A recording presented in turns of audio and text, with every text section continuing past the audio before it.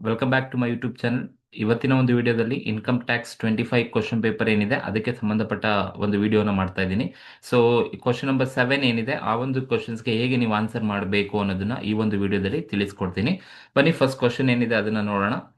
So Shri Krishna submitted the following particulars of his income for the year ended 2023 and 24ಗೆ ಸಂಬಂಧಪಟ್ಟಂತೆ ಕೃಷ್ಣಗೆ ಸಂಬಂಧಪಟ್ಟ informations ಅನ್ನ ಕೊಟ್ಟಿದ್ದಾರೆ. ಎಲ್ಲಿಂದ ಇನ್ಕಮ್ಸ್ ಅನ್ನ ಅರ್ನ್ ಮಾಡಿದ್ದಾನೆ ಈ ಒಂದು financial year 23-24 income from house property in Hassan received in Paris 6,50,000. Salary income from an individual employer received in New York for 2 months 25,000 per month. ನೋಡಿ, 2 ಮಂತ್ ರಿಸೀವ್ ಮಾಡಿದಾನಂತೆ, ಬಟ್ ನಮಗೆ ಇಲ್ಲಿ ಕೊಟ್ಟಿರೋದು ಪರ್ ಮಂತ್ ಇನ್ಫಾರ್ಮೇಶನ್ಸ್ ಅನ್ನ ಕೊಟ್ಟಿದ್ದಾರೆ. Income from business in Mumbai received in Bangalore 40% remitted to Nepal 12,50,000 ಅಂತ ಹೇಳಿದ್ದಾರೆ. Income from business in Hong Kong and the business is controlled from Tumkur, 25% received in Tumkur. Next ಬಂದು interest on post office saving bank account in Bangalore. Account is held in joint names. the joint account ಅಂತ ಅರ್ಥ. 14,500. Income from agriculture land in Sri Lanka, 50% received in India, 2,05,000. Share of HUF Hindu Undivided Family 60,000. Royalty received in India for the service rendered in Japan 6 lakh. Dividend from foreign company received in Chennai 1,80,000. Interest on SBI deposits received in Bhutan 7,080. And past untaxed foreign income brought to India 6,10,000. So ಇಷ್ಟು ನಿಮಗೆ incomes ಅನ್ನ ಕೊಟ್ಟಿದ್ದಾರೆ, Krishna related incomes ಅನ್ನ ನಮ್ಗೆ ಹೇಳಿದರೆ calculate gross total income for the assessment year 24-25 if he is ordinary resident, not ordinary resident and non-resident. Ignore alternative tax regime under section 115 BAC ಅಂತ ಹೇಳಿದ್ದಾರೆ. So ಇದು ಕ್ವಶನ್ಸ್ ಅಲ್ಲಿ ಇರ್ತಕ್ಕಂಥದ್ದು ಲಾಸ್ಟ್ ಇಯರ್. ಈ ತರ ಒಂದು ಕ್ವಶನ್ ನ ರೆಸಿಡೆನ್ಷಿಯಲ್ ಸ್ಟೇಟಸ್ ಮೇಲೆ ನಿಮಗೆ ಒಂದು ಕ್ವಶನ್ ಕಂಪಲ್ಸರಿ ಇರುತ್ತೆ. ಸೆಕ್ಷನ್ ಸಿ ಗೆ 12 ಮಾರ್ಕ್ಸ್ ನಿಮಗೆ ಈಸಿಯಾಗಿ ಸಿಗುತ್ತೆ. ಹೇಗೆ ನೀವು ಆನ್ಸರ್ಸ್ ಅನ್ನ ಕ್ಯಾಲ್ಕುಲೇಷನ್ಸ್ ಅನ್ನ ಮಾಡಬೇಕು ಅಂತ ಹೇಳಿದ್ರೆ, ಸೊ ನಮಗೆ ಈ ವಿಡಿಯೋನ ಗ್ರಾಸ್ ಟೋಟಲ್ ಇನ್ಕಮ್ ನ ಕ್ಯಾಲ್ಕುಲೇಟ್ ಮಾಡೋಕೆ ಹೇಳಿದ್ದಾರೆ ಅಂತ ಹೇಳಿದ್ರೆ, ನೀವು ಈ ತರ 4-5 ಕಾಲಮ್ ಹಾಕೊಳ್ಳಿ. Particulars, nature of income, resident, not ordinary resident, non resident. So ಈಗ ಒನ್ ಬೈ ಒನ್ ಹೋಗೋಣ. ಫಸ್ಟ್ ಒನ್ ನೋಡಿ, income from house property in Hassan received in Paris. ನೋಡಿ, India but received outside India. ಇಂಡಿಯಾದಲ್ಲಿ ಅರ್ನ್ ಮಾಡಿದ್ದಾನೆ, but ಬೇರೆ India ಬಿಟ್ಟು ಬೇರೆ ಹೊರಗಡೆ ರಿಸೀವ್ ಮಾಡ್ತಾ ಇದ್ದಾನೆ ಅಂದ್ರೆ it is taxable for both resident ಆಗಲಿ, ನಾನ್ ರೆಸಿಡೆಂಟ್ ಆಗಲಿ, ಅಥವಾ ನಾಟ್ ಆರ್ಡಿನರಿ ರೆಸಿಡೆಂಟ್ ಆಗಲಿ, ಫುಲ್ಲಿ ಟ್ಯಾಕ್ಸಬಲ್ ಅಂತ ಕರಿತೀವಿ. 6,50,000. So 6,50,000, then 6,50,000. Income earned in India but received outside the India. ಇಂಡಿಯಾದಲ್ಲಿ ಅರ್ನ್ ಮಾಡಿದ್ದಾನೆ but outside the India receive ಮಾಡ್ತಾ ಇದ್ದಾನೆ ಅಂದ್ರೆ it is consider as Indian income ಅಂತ ಕರಿತೀವಿ. ಹಾಗಾಗಿ ಇದು ಟ್ಯಾಕ್ಸಬಲ್ ಫಾರ್ ಬೋತ್ ರೆಸಿಡೆಂಟ್ ಆಗಲಿ, ನಾಟ್ ಆರ್ಡಿನರಿ ಆಗಲಿ, ಅಥವಾ ನಾನ್ ರೆಸಿಡೆಂಟ್ ಆಗಲಿ ಟ್ಯಾಕ್ಸಬಲ್. ಸೊ ನಿಮಗೆ ಮೇನ್ ಏನಪ್ಪಾ ಅಂದ್ರೆ income earned in India but is received outside the ಇಂಡಿಯಾದಲ್ಲಿ ರಿಸೀವ್ ಮಾಡ್ತಾ ಇದ್ದಾನೆ, ಹಾಗಾಗಿ ಇದು ಟ್ಯಾಕ್ಸಬಲ್ ಫಾರ್ ಬೋತ್. 3 ಕಾಲಮ್ಗೆ ಹೋದು ಟ್ಯಾಕ್ಸಬಲ್ ಆಗುತ್ತೆ. ಇದು ಮೊದಲನೇ ಪಾಯಿಂಟ್. ಎರಡನೇದೇನಿದೆ ನೋಡಿ, salary income from Indian employer received in New York for 2 months 75,000. ನೋಡಿ, ಸ್ಯಾಲರಿ ಇನ್ಕಮ್ ಫ್ರಮ್ ಸ್ಯಾಲರಿ ಅಂತ ಅರ್ಥ. ಇಂಡಿಯನ್ ಎಂಪ್ಲಾಯರ್ ಅರ್ನ್ ಮಾಡಿದ್ದಾನೆ ಬಟ್ ರಿಸೀವ್ ಮಾಡೋದು again outside the India, New York ಅಲ್ಲಿ ರಿಸೀವ್ ಮಾಡ್ತಾ ಇದ್ದಾನೆ. But is income earned in India, ಇಂಡಿಯಾದಲ್ಲಿ income ಅನ್ನು ಅರ್ನ್ ಮಾಡಿದ್ದಾನೆ. ಸೊ ಹಾಗಾಗಿ ಎರಡನೇ ಟಾಪಿಕ್ ಏನಪ್ಪಾ ಅಂತ ಹೇಳಿದ್ರೆ, ಎರಡನೇ ಪಾಯಿಂಟ್ ಬಂದು, ಸೊ ಸ್ಯಾಲರಿ ಇನ್ಕಮ್ ಏನ್ ಕೊಟ್ಟಿದ್ದಾರೆ that is B. Second one B ಬಂದು, so salary income from Indian employer received in New York for 2 months. ಇಲ್ಲಿ 2 months ಕೊಟ್ಟಿದ್ದಾನೆ ಅಂದ್ರೆ this income is earned in India but received in New York ಅಲ್ಲಿ receive ಮಾಡ್ತಾ ಇದ್ದಾನೆ. 2 monthsಗೆ ಕೊಟ್ಟಿರೋದು. ಸೊ ಅಲ್ಲಿ ನಮಗೆ ಕ್ವಶನ್ ಅಲ್ಲಿ ಇನ್ಫಾರ್ಮೇಶನ್ ಬಂದು 75,000 ಇದೆ, ಪರ್ ಮಂತ್ ಇದೆ. 75,000 ಪರ್ ಮಂತ್ ಆದ್ರೆ, ಸೊ ಇಂಟು ನೀವೇನ್ ಮಾಡ್ಬೇಕಪ್ಪ ಅಂದ್ರೆ 1 monthಗೆ 75,000 ಆದ್ರೆ ಇಂಟು 2 ಮಾಡಿ. ಸೊ ನಿಮಗೆ 2 monthsಗೆ ಏನು ಸಿಗುತ್ತೆ, ಇದು ಇಂಡಿಯನ್ ಇನ್ಕಮ್ ಅಂತಾನೆ ಕನ್ಸಿಡರ್ ಮಾಡಬೇಕು. Indian income, because income from salary earned ಇನ್ ಇಂಡಿಯಾದಲ್ಲಿ ಅರ್ನ್ ಮಾಡಿದ್ದಾನೆ ಬಟ್ ರಿಸೀವ್ ಮಾಡ್ತಾ ಇರೋದು ಔಟ್ಸೈಡ್ ಇಂಡಿಯಾದಲ್ಲಿ ರಿಸೀವ್ ಮಾಡ್ತಾ ಇದ್ದಾನೆ. ಸೊ ಹಾಗಾಗಿ ಇಂಡಿಯನ್ ಇನ್ಕಮ್ ಅಂತ ಕನ್ಸಿಡರ್ ಮಾಡ್ತೀವಿ. So it is taxable. So 1 month ಇದು 75,000 ಇದೆ. ಬಟ್ ಕ್ವಶನ್ ನಮಗೆ ಕೊಟ್ಟಿರೋದು 2 ಮಂತ್ಸ್ಗೆ ಕ್ಯಾಲ್ಕುಲೇಷನ್ಸ್ ಅನ್ನ ಮಾಡಬೇಕಾಗೋದು ಫಾರ್ 2 ಮಂತ್ಸ್ ಅಂತ ಹೇಳಿದ್ದಾರೆ. ಹಾಗಾಗಿ 1 ಮಂತ್ಗೆ 75,000 ಆದರೆ, ಸೊ 2 ಮಂತ್ಸ್ಗೆ ಸೊ ನಮಗೆ 1,50,000 ಬರುತ್ತೆ. 75 into 2 ಮಾಡಿದ್ರೆ 1,50,000 ಏನು ಬರುತ್ತೆ. It is taxable for all the columns. So ರೆಸಿಡೆಂಟ್ಗೂ ಟ್ಯಾಕ್ಸಬಲ್, ನಾಟ್ ಆರ್ಡಿನರಿ ರೆಸಿಡೆಂಟ್ಗೂ taxable 1,50,000. This column is resident or ordinary resident. This is resident and ordinary resident. Ordinary resident. ಇಬ್ರಿಗೂ ಕೂಡ taxable. This is second point. And third one, income from business in Mumbai received in Bangalore. ನೋಡಿ, so income from business in Mumbai. So ಮುಂಬೈಲಿ business ಇದೆ, business ಇಂದ income ಬರ್ತಾ ಇದೆ, but receive ಮಾಡ್ತಾ ಇರೋದು ಬೆಂಗಳೂರಲ್ಲಿ ರಿಸೀವ್ ಮಾಡ್ತಾ ಇದ್ದಾನೆ. So it is also consider as earned in India and also received in India. ಇಂಡಿಯಾದಲ್ಲೇ ಅರ್ನ್ ಮಾಡಿದ್ದಾನೆ, ಸೊ ಇಂಡಿಯಾದಲ್ಲೇ ರಿಸೀವ್ ಮಾಡ್ತಾ ಇದ್ದಾನೆ. So it is consider as Indian income ಅಂತ ಕನ್ಸಿಡರ್ ಮಾಡಬೇಕಾಗತ್ತೆ. ಸೊ ಎಷ್ಟಪ್ಪ? 12,50,000. 12,50,000, 12,50,000, 12,50,000. ಸೊ ಇದು ಕೂಡ ಇಂಡಿಯನ್ ಇನ್ಕಮ್. ಇಂಡಿಯಾದಲ್ಲೇ ಅರ್ನ್ ಮಾಡಿದ್ದಾನೆ, ಇಂಡಿಯಾದಲ್ಲೇ ರಿಸೀವ್ ಮಾಡ್ತಾ ಇದ್ದಾನೆ. So it is an Indian income. So fully taxable for ordinary resident, not ordinary resident as well as non resident, ಮೂವರಿಗೂ ಕೂಡ ಟ್ಯಾಕ್ಸಬಲ್ ಆಗುತ್ತೆ. ದೆನ್ ಫೋರ್ತ್ ಪಾಯಿಂಟ್ ಬಂದು income from business in Hong Kong. Hong Kong ಇಂದಲ್ಲಿ ಇರ್ತಕ್ಕಂಥ business ಇಂದ income earn ಆಗ್ತಿದೆ and the business is control from Tumakuru. ತುಮಕೂರಿಂದ control ಆಗ್ತಾ ಇದೆ. 25% ರಿಸೀವ್ಡ್ ಇನ್ ತುಮಕೂರು ಅಂತ ಹೇಳಿದ್ದಾರೆ. ಹಾಗಾಗಿ ಫೋರ್ತ್ ಪಾಯಿಂಟ್ ಏನಿದೆಯಪ್ಪ ಅಂತ ಹೇಳಿದ್ರೆ, ಸೊ ಹಾಂಗ್ಕಾಂಗ್ ಅಲ್ಲಿ ಇರ್ತಕ್ಕಂಥ ಬಿಸ್ನೆಸ್ ಇಂದ ನನಗೆ ಇನ್ಕಮ್ ಬರ್ತಾ ಇದೆ. ಸೊ ಫೋರ್ತ್ ಪಾಯಿಂಟ್ ಬಂದು, so income from this D. So income from business in Hong Kong and the business is controlled by Tumakuru control ಮಾಡ್ತಾ ಇದೆ ಅಂತ ಹೇಳಿರೋದ್ರಿಂದ ಫಸ್ಟ್ ಪಾಯಿಂಟ್ ನೀವು ಇನ್ಕಮ್ ಅನ್ನ ರಿಸೀವ್ ಮಾಡಿದ್ದೀರಾ. ಸೊ ಈ ತರ ಕೊಟ್ಟಾಗ ಅಂದ್ರೆ ನಿಮಗೆ ಬೇರೆ ದೇಶದಿಂದ ಬಿಸ್ನೆಸ್ ಇಂದ ಇನ್ಕಮ್ ಅರ್ನ್ ಮಾಡಿದೆ, ಬಟ್ ದಟ್ ಈಸ್ ಫುಲ್ಲಿ ಅಥವಾ ಪಾರ್ಟ್ಲಿ ಕಂಟ್ರೋಲ್ಡ್ ಬೈ ಇಂಡಿಯಾದಲ್ಲಿ ಕಂಟ್ರೋಲ್ ಮಾಡ್ತಾ ಇದ್ದಾರೆ ಅಂತ ಹೇಳಿದ್ರೆ, ಸೊ ಆಗ ನೀವೇನ್ ಮಾಡ್ಬೇಕಪ್ಪ ಅಂತ ಹೇಳಿದ್ರೆ, ಸೊ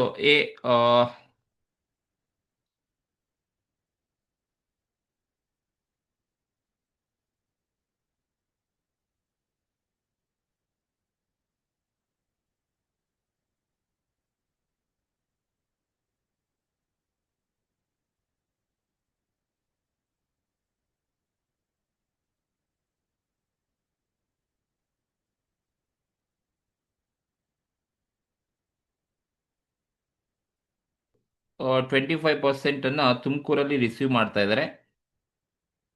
ಸೊ 25% ಅಂದ್ರೆ ಅಲ್ಲಿ ಎಷ್ಟು ಬರುತ್ತಪ್ಪ ಅಂತ ಹೇಳಿದ್ರೆ, ಸೊ ಈ 25% ಏನು ಇನ್ಕಮ್ ಅನ್ನು ಅರ್ನ್ ಮಾಡ್ತಾ ಇದ್ದಾರೆ. ಸೊ ಅದನ್ನ ನಾವು ಇಂಡಿಯನ್ ಇನ್ಕಮ್ ಅಂತ ಕರಿತೀವಿ. Indian income. ಸೊ ಎಷ್ಟಪ್ಪ ಅಂತ ಹೇಳಿದ್ರೆ, ಸೊ ಕ್ವಶನ್ ಅಲ್ಲಿ ಎಷ್ಟು ಕೊಟ್ಟಿದ್ದಾರೆ, 15 ಲ್ಯಾಕ್ ಮೇಲೆ 25% ಮಾಡಿದ್ರೆ ನಮಗೆ 15 ಲ್ಯಾಕ್ ಮೇಲೆ 25% ಮಾಡಿದ್ರೆ ಸೊ ನಮಗೆ 3,75,000 ಬರುತ್ತೆ. ಸೊ ಈ 3,75,000 ಏನಿದೆ ಅಂತ ಹೇಳಿದ್ರೆ, ಸೊ ಇದು ಇಂಡಿಯನ್ ಇನ್ಕಮ್ ಅಂತ ಕರಿತೀವಿ. ಸೊ ಇಂಡಿಯನ್ ಇನ್ಕಮ್ ಅಂತ ಬಂದಾಗ it is fully taxable for ordinary resident, so not ordinary resident and non resident. 3,75,000, 3,75,000. So outside the ಇಂಡಿಯಾದಲ್ಲಿ ಇನ್ಕಮ್ ಅರ್ನ್ ಆಗಿರೋದು, ಬಟ್ 25% ರಿಸೀವ್ಡ್ ಇನ್ ಇಂಡಿಯಾ ಅಂತಲೇ ರಿಸೀವ್ ಮಾಡ್ತಾ ಇದ್ದಾನೆ. ಹಾಗಾಗಿ 25% ಈಸ್ ಇಂಡಿಯನ್ ಇನ್ಕಮ್ ಅಂತ ಕನ್ಸಿಡರ್ ಮಾಡ್ತೀವಿ. 3,75,000. ಇನ್ನ ಇದು 25% ಮಾತ್ರ ರಿಸೀವ್ ಮಾಡಿದ್ದಾರೆ. ಇನ್ನ ಬ್ಯಾಲೆನ್ಸ್ ಏನಿದೆ, ಇನ್ನ ಬ್ಯಾಲೆನ್ಸ್ ಬಿ ಬಂದು ಬ್ಯಾಲೆನ್ಸ್ ಇನ್ನ 75% ಇರುತ್ತಲ್ವಾ, ಅಂದ್ರೆ 15 ಲ್ಯಾಕ್ ಅಲ್ಲಿ ನಾವು 3,75,000 ಮಾತ್ರನೇ ಇಂಡಿಯಾದಲ್ಲಿ ರಿಸೀವ್ ಮಾಡಿರೋದು. 3,75,000. ಸೊ ಇನ್ನು ಬ್ಯಾಲೆನ್ಸ್ ಉಳ್ಕೊಂಡಿರೋದೆಲ್ಲ ಫಾರಿನಲ್ಲೇ ಅರ್ನ್ ಮಾಡಿರ್ತಕ್ಕಂಥದ್ದು, ದಟ್ ಈಸ್ ಕಂಟ್ರೋಲ್ಡ್ ಇನ್ಕಮ್ ಅಂತ ಕರಿತೀವಿ. ಸೊ ಈ controlled income is taxable for ordinary resident or ordinary resident ಅಂತ ಏನ್ ಟ್ರೀಟ್ ಮಾಡ್ತೀವಿ 11,75,000 taxable for ordinary resident and not ordinary resident 11,75,000 and ನಾನ್ ರೆಸಿಡೆಂಟ್ಗೆ ಇದು ಟ್ಯಾಕ್ಸಬಲ್ ಆಗೋದಿಲ್ಲ, not taxable. So taxable for ordinary resident and not ordinary ರೆಸಿಡೆಂಟ್ಗೆ ಮಾತ್ರ taxable ಆಗುತ್ತೆ, non ರೆಸಿಡೆಂಟ್ಗೆ taxable ಆಗೋದಿಲ್ಲ. ಸೊ ಇದು ಇನ್ಕಮ್ ಫ್ರಮ್ ಹಾಂಗ್ಕಾಂಗಿಂದ ಇನ್ಕಮ್ ಅನ್ನು ಅರ್ನ್ ಮಾಡಿರೋದು 25% ನಾನು ತುಮಕೂರಲ್ಲಿ ರಿಸೀವ್ ಮಾಡಿದ್ದೀನಿ. ಹಾಗಾಗಿ 25% ಈಸ್ ಇಂಡಿಯನ್ ಇನ್ಕಮ್. ಸೊ 3,75,000 ಬರುತ್ತೆ 15 lakh ಮೇಲೆ. ಇನ್ನು ಬ್ಯಾಲೆನ್ಸ್ ಕಂಟ್ರೋಲ್ಡ್ ಇನ್ಕಮ್ ಅಂತ ಕರಿತೀವಿ. So it is taxable for resident on ordinary resident on not ordinary ರೆಸಿಡೆಂಟ್ಗೆ ಟ್ಯಾಕ್ಸಬಲ್ ಆಗುತ್ತೆ. ಇದು 4ನೇ ಪಾಯಿಂಟ್ ಇರ್ತಕ್ಕಂಥದ್ದು. ಅಂಡ್ 5ನೇ ಪಾಯಿಂಟ್ ಏನಿದೆಯಪ್ಪ ಅಂತ ಹೇಳಿದ್ರೆ interest on post office saving bank account Bangalore. ನೋಡಿ, interest on post office saving bank account ಇದೆ. ಸೊ ನೆಕ್ಸ್ಟ್ ಪಾಯಿಂಟ್ ಬಂದು that is point number interest on post office saving bank account ಏನಿದೆ, it is interest post office saving bank ಇಂದ earn ಮಾಡ್ತಾ ಇದ್ರೆ it is Indian income ಅಂತ consider ಮಾಡ್ತೀವಿ, Indian income. So ನೋಡಿ, ಅಲ್ಲಿ ಇಂಡಿವಿಜುವಲ್ ಪರ್ಸನ್ ಅಥವಾ ಜಾಯಿಂಟ್ ಅಕೌಂಟ್ ಅಂತ ಹೇಳಿದ್ರೆ, ಸೊ ಪೋಸ್ಟ್ ಆಫೀಸ್ ಬೆಂಗಳೂರಲ್ಲಿ account is L joint names, ಅಂದ್ರೆ ಜಾಯಿಂಟ್ ನೇಮ್ಸ್ ಅಂದ್ರೆ ಜಾಯಿಂಟ್ ಅಕೌಂಟ್ ಅಂತ ಕನ್ಸಿಡರ್ ಮಾಡ್ತೀವಿ. ನೋಡಿ, ಯಾವಾಗ ಜಾಯಿಂಟ್ ಅಕೌಂಟ್ ಇಂದ ಪೋಸ್ಟ್ ಆಫೀಸ್ ಇಂದ ನೀವೇನಾದ್ರೂ ಇಂಟ್ರೆಸ್ಟ್ ಅನ್ನ ಅರ್ನ್ ಮಾಡಿದ್ರೆ, ಸೊ ಅವಾಗ ನಮ್ಗೆ ಏನಾಗುತ್ತೆ ಅಂದ್ರೆ ಅಪ್ ಟು 3,500 ಫಾರ್ ಇಂಡಿವಿಜುವಲ್ಸ್ ಆದ್ರೆ ಎಕ್ಸಾಮ್ಟ್ ಇರುತ್ತೆ, ಬಟ್ ಜಾಯಿಂಟ್ ಅಕೌಂಟ್ ಆದ್ರೆ 7,000 ವರ್ಗೂ ಎಕ್ಸಾಮ್ಟ್ ಇರುತ್ತೆ.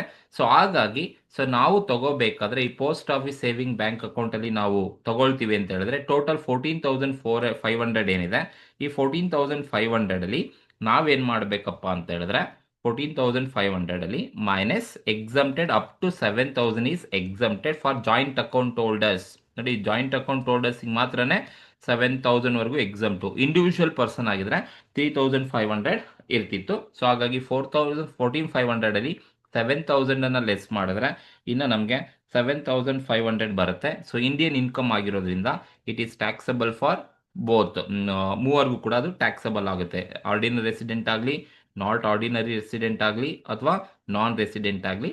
ಸೊ ಇದು taxable interest on post office saving bank account in Bangalore. So ಇಲ್ಲಿ 7,000 ಏನಕ್ಕೆ ಲೆಸ್ ಮಾಡಿದಾರ ಅಂದ್ರೆ ಜಾಯಿಂಟ್ ಅಕೌಂಟ್ ಅಲ್ಲಿ ನೀವು ಏನಾದರೂ ಇಂಟ್ರೆಸ್ಟ್ ಅನ್ನ ರಿಸೀವ್ ಮಾಡಿದ್ರೆ, ಯಾವುದೇ ಬ್ಯಾಂಕಿಂದ ಪೋಸ್ಟ್ ಆಫೀಸ್ ಇಂದ ನೀವು ಇಂಟ್ರೆಸ್ಟ್ ಅನ್ನ ರಿಸೀವ್ ಮಾಡ್ತೀರಾ, ಅದು ಜಾಯಿಂಟ್ ಅಕೌಂಟ್ ಅಂತ ಹೇಳಿದ್ರೆ ಜಾಯಿಂಟ್ ನೇಮ್ ಅಲ್ಲಿ ಇದೆ ಅಂದ್ರೆ ಅಪ್ ಟು 7,000 ಈಸ್ ಎಕ್ಸಮ್. ನೀವು ಎಷ್ಟು ಇನ್ಕಮ್ ಅರ್ನ್ ಮಾಡಿದ್ದೀರಾ ಅದರಲ್ಲಿ 7,000 ಲೆಸ್ ಮಾಡಿಕೊಂಡು ನೀವು ರಿಮೈನಿಂಗ್ 3 ಕೂಡ ಟ್ಯಾಕ್ಸಬಲ್ ಅಲ್ಲಿ ತೋರಿಸ್ಬೇಕಾಗತ್ತೆ. ಸೊ ಇದು 5ನೇ ಪಾಯಿಂಟ್ ಇರ್ತಕ್ಕಂಥದ್ದು. ಅಂಡ್ 6ನೇದು ಬಂದು income from agriculture land in Sri Lanka. Income from agriculture land in Sri Lanka ಇದೆ.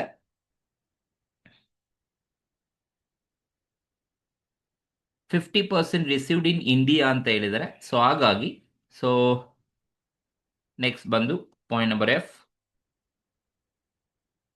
Income from agriculture land earned ಇನ್ ಶ್ರೀಲಂಕಾದಲ್ಲಿ ಅರ್ನ್ ಮಾಡಿರ್ತಕ್ಕಂಥದ್ದು.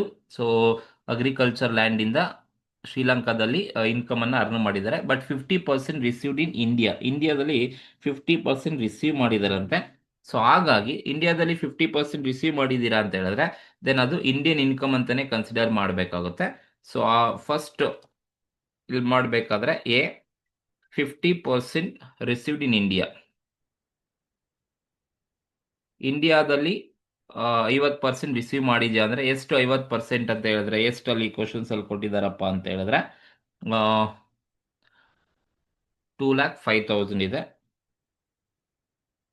2,05,000 ಅಲ್ಲಿ 50% ಇಂಡಿಯಾದಲ್ಲೇ ರಿಸೀವ್ ಮಾಡಿದ್ರ ಅಂದ್ರೆ 2,05,000 ಇಂಟು 50% ಮಾಡಿದ್ರೆ ನಿಮಗೆ ಎಷ್ಟು ಬರುತ್ತಪ್ಪ ಅಂತ ಹೇಳಿದ್ರೆ 2,05,000 ಇಂಟು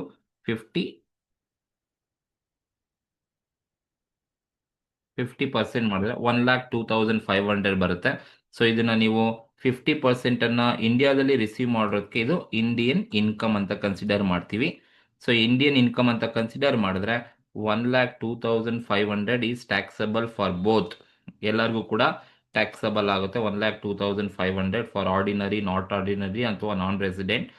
ಸೊ ಟ್ಯಾಕ್ಸಬಲ್ ಆಗುತ್ತೆ ಬಿಕಾಸ್ ಇನ್ಕಮ್ ಅರ್ನ್ಡ್ ಔಟ್ಸೈಡ್ ಇಂಡಿಯಾದಲ್ಲಿ ಅರ್ನ್ ಮಾಡಿದ್ದೀರಾ, ಸೊ ಅಗ್ರಿಕಲ್ಚರ್ ಲ್ಯಾಂಡ್ ಇಂದ, ಬಟ್ ರಿಸೀವ್ಡ್ ಇನ್ ಇಂಡಿಯಾದಲ್ಲಿ ರಿಸೀವ್ ಮಾಡ್ತಾ ಇದ್ದೀರಾ. ಸೊ ಹಾಗಾಗಿ 50% ಈಸ್ ಇಂಡಿಯನ್ ಇನ್ಕಮ್ ಅಂತ ಕನ್ಸಿಡರ್ ಮಾಡ್ತೀವಿ. It is taxable for ordinary, not ordinary ಅಥವಾ ನಾನ್ ರೆಸಿಡೆಂಟ್ಗೆ ಟ್ಯಾಕ್ಸಬಲ್ ಆಗುತ್ತೆ. ಇನ್ನು ರಿಮೈನಿಂಗ್ 50% ಔಟ್ಸೈಡ್ ಇಂಡಿಯಾದಲ್ಲಿ ನೀವು ಅರ್ನ್ ಮಾಡಿದ್ದೀರಾ ಅಂತ ಅರ್ಥ. ಸೊ ರಿಮೈನಿಂಗ್ ಬ್ಯಾಲೆನ್ಸ್ ಇನ್ನೇನಿದೆ,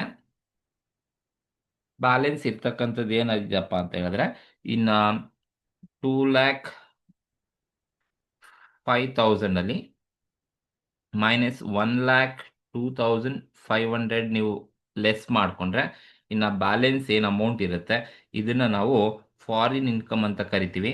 ಸೊ ಫಾರಿನ್ ಇನ್ಕಮ್ ಅಂತ ಕನ್ಸಿಡರ್ ಮಾಡಬೇಕಾಗುತ್ತೆ. So foreign income is taxable only for ordinary ರೆಸಿಡೆಂಟ್ಗೆ ಮಾತ್ರ ಟ್ಯಾಕ್ಸಬಲ್ ಆಗುತ್ತೆ 1,02,500 and it is not taxable for both. Not ordinary resident ಅಥವಾ ನಾನ್ ರೆಸಿಡೆಂಟ್ಗೆ ಟ್ಯಾಕ್ಸಬಲ್ ಆಗೋದಿಲ್ಲ, ಓನ್ಲಿ ಆರ್ಡಿನರಿ ರೆಸಿಡೆಂಟಿಗೆ ಮಾತ್ರನೇ ಟ್ಯಾಕ್ಸಬಲ್ ಆಗ್ತಕ್ಕಂಥದ್ದು. ಇದು ಎಫ್ ಇರ್ತಕ್ಕಂಥದ್ದು. ಸೊ ಅಗ್ರಿಕಲ್ಚರ್ ಲ್ಯಾಂಡ್ ಇಂದ ಇನ್ಕಮ್ ಅನ್ನ ಅರ್ನ್ ಮಾಡಿದ್ರೆ ಇಟ್ ಈಸ್ ಸಿಚುಯೇಟೆಡ್ ಔಟ್ಸೈಡ್ ಇಂಡಿಯಾದಲ್ಲಿ ಸಿಚುಯೇಟ್ ಆಗಿರ್ತಕ್ಕಂಥದ್ದು.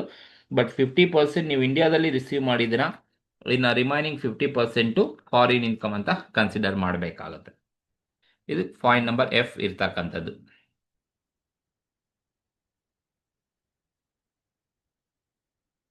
ನೆಕ್ಸ್ಟ್ ಬಂದು G, share from H U F 60,000 ಕೊಟ್ಟಿದ್ದಾರೆ. Share from H U F in the sense nothing but G ಬಂದು income from share, that is share through the Hindu undivided by family ಇಂದ receive ಮಾಡಿದ್ದಾರೆ. So Hindu undivided family H U F ಇಂದ share ಅನ್ನ receive ಮಾಡಿದ್ದಾರೆ ಅಂತ ಹೇಳಿದ್ರೆ ಇದನ್ನು ನಾವು ಎಕ್ಸಮ್ಟೆಡ್ ಇನ್ಕಮ್ ಅಂತ ಕನ್ಸಿಡರ್ ಮಾಡ್ತೀವಿ. ಸೊ ಹಾಗಾಗಿ ಇದು ಟ್ಯಾಕ್ಸಬಲ್, ಯಾರಿಗೂ ಕೂಡ ಟ್ಯಾಕ್ಸಬಲ್ ಆಗೋದಿಲ್ಲ. Income share of H U F ಏನಿದೆ it is exempted income. So ಹಾಗಾಗಿ ಎಕ್ಸಮ್ಟೆಡ್. ನೆಕ್ಸ್ಟ್ ಎಚ್ ಬಂದು royalty received in India for the service rendered in Japan. ಜಪಾನಲ್ಲಿ ಸರ್ವಿಸಸ್ ಅನ್ನ ಕೊಟ್ಟಿರೋದಕ್ಕೆ ಸೊ ಇಂಡಿಯಾದಲ್ಲಿ ರಾಯಲ್ಟಿಯನ್ನ ರಿಸೀವ್ ಮಾಡ್ಕೊಳ್ತಾ ಇದ್ದಾರೆ. ಸೊ ಹಾಗಾಗಿ ಇಟ್ ಈಸ್ ಇಂಡಿಯಾದಲ್ಲಿ ರಿಸೀವ್ ಮಾಡ್ತಾ ಇದ್ದಾರೆ ಅಂತ ಹೇಳಿದ್ರೆ it is consider as an Indian income ಅಂತ ಕನ್ಸಿಡರ್ ಮಾಡಬೇಕಾಗುತ್ತೆ. ಸೊ ಹಾಗಾಗಿ it is taxable,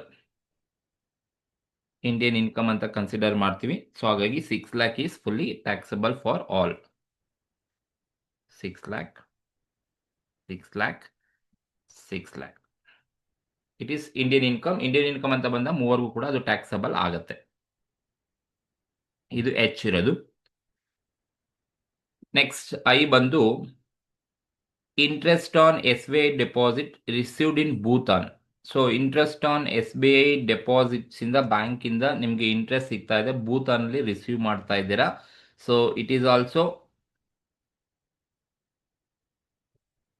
interest on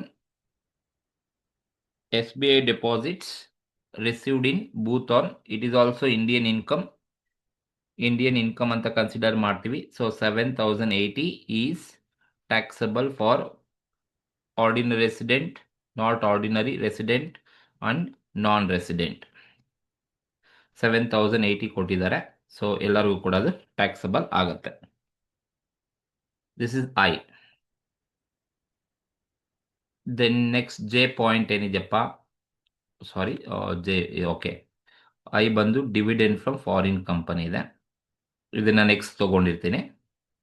next ಬಂದು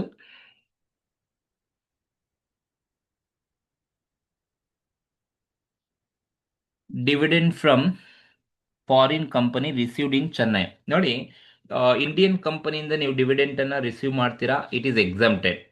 but if you are received dividend from foreign ಕಂಪನಿಯಿಂದ ಡಿವಿಡೆಂಟ್ ಅನ್ನ ರಿಸೀವ್ ಮಾಡ್ತಾ ಇದ್ದೀರಾ, ಇನ್ ಇಂಡಿಯಾದಲ್ಲಿ ರಿಸೀವ್ ಮಾಡ್ತಾ ಇದ್ದೀರಾ ಅಂದ್ರೆ it is consider as Indian income ಅಂತ ಕರಿತೀವಿ, nature.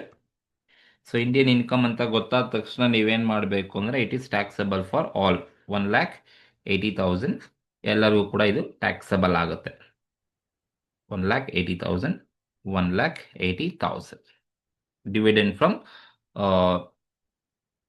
Foreign company but received in ಇಂಡಿಯಾದಲ್ಲಿ ರಿಸೀವ್ ಮಾಡ್ತಾ ಇದ್ದಾರೆ ಅಂತ ಅರ್ಥ.